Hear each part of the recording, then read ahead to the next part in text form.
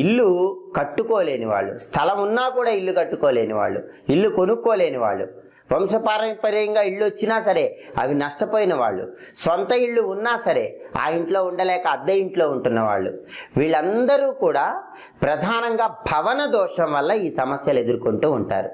మరి ఈ భవన దోషం పోవాలంటే ఏం చేయాలంటే పరిహార శాస్త్రంలో ఒక అద్భుతమైన పరిహారం చెప్పారు. ఆ పరిహారం ఏంటంటే కందిపప్పు, మినప్పప్పు, పెసరపప్పు మర ఆడించి పిండిలాగా చేసుకున్నాక ఆ 3 పిండ్లు కలపాలి. కలిపిన తర్వాత ఆ పిండ్ల మిశ్రమంలో నీళ్లు కలిపి 11 చిన్న చిన్న ఉండల్లాగా తయారు చేసుకోవాలి. ఆ 11 చిన్న చిన్న ఉండల మీద బెల్లం ముక్కలు ఉంచాలి.